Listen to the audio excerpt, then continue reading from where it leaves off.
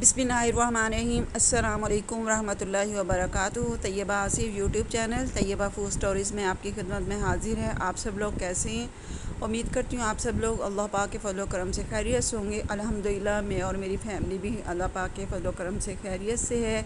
इस वक्त आप देख रहे हैं YouTube channel Tayyaba food stories. Tayyaba food stories में आज आपके लिए मैं बहुत ही मज़ेदार सी रेसिपी लेकर आई हूँ।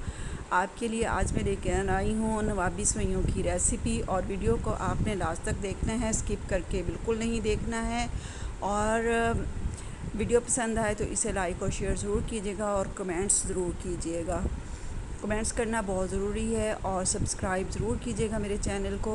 और रेसिपी को स्टार्ट करते हैं। तो रेसिपी बनाने के लिए हमें जो चीज़ें रिक्वायर्ड हैं उनमें मैंने ली है नेचुरल की सेवइयाँ और बादाम, काजू, पिस्ता है और खोया मैंने लिया है। और खोया मेरा फ्रोज़न है, चीनी है और जो है वो मिल्क पाउडर एवरीडे का मैंने लिया है। और ये फ्रेश मिल्क है, फुल फैट मिल्क है।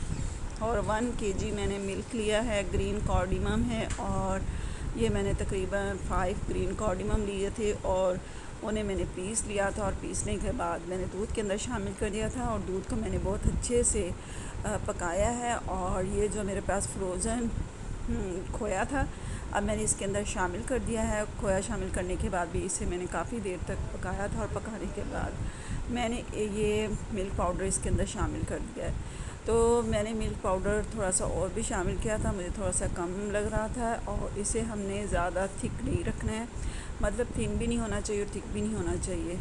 तो इतना हम उसे, जिस तरह हम कस्टर्ड बनाते हैं इस तरह का हमने उसे रखना है। जब हम उसे फ्रिज में रखेंगे ठंडा होने के लिए तो वो गाढ़ा हो जाएगा।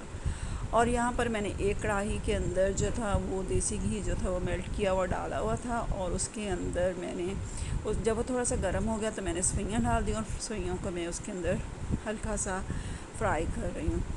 तो इसकी खुशबू आने लग जाती है। सेवइयाँ जब हम उसे भून रहे होते हैं तो उसका बहुत ही प्यारी सी स्मेल आ रही होती है। तो आपने इसे बस कलर देना है।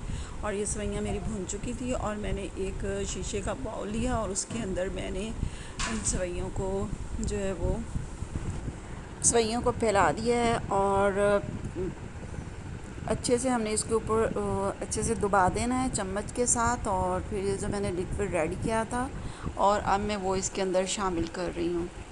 तो बस आपने इस तरह का रखना है, ये ज़्यादा थिन नहीं था। और अच्छे से मैंने इसके ऊपर अच्छे से सेपरेट कर दिया था।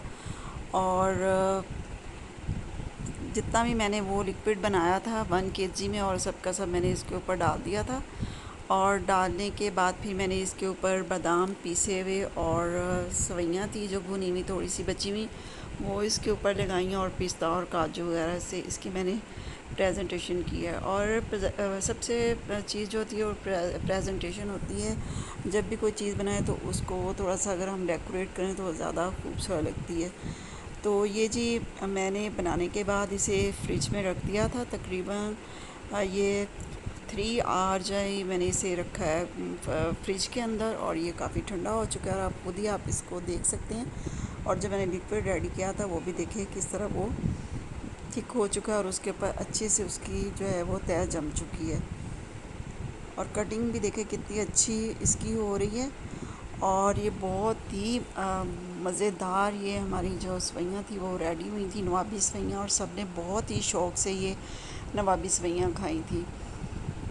तो आप इस रेसिपी को ज़रूर बनाइएगा, ज़रूर आपने इसे ट्राई करना है। और मैंने आपको एक अलग स्टाइल में ये नवाबी सेवइयाँ बनानी सिखाई हैं और इनका टेस्ट यकीन जानिए बहुत ही मज़े का था। आपके घर में गेस्ट आए और जल्दी से आप ये रेसिपी बना सकते हैं। आप खोया लेकर उसे फ्रीज़ कर सकते हैं और घर में दूध तो हर किसी के अवेलेबल होता है और सेवइयाँ भी घर पर मौजूद होती हैं और ज़्यादा चीज़ें इसके अंदर शामिल नहीं होती। एवरीडे आप शामिल करना चाहें तो कर सकते हैं, अगर स्किप करना चाहें तो आप बेशक स्किप कर लें। और ये जो सेवइयाँ हैं ये खोए से भी बन सकती हैं, सिर्फ आप खोया भी डाल सकते हैं। तो लेकिन जो मिल्क पाउडर है उससे थोड़ा सा टेस्ट अच्छा आ जाता है तो मैंने इसलिए मिल्क पाउडर इसमें डाला है। दुआओं में याद रखिएगा। इसके साथ ही आपसे इजाज़त चाहती हूँ। अल्लाह हाफ़िज़।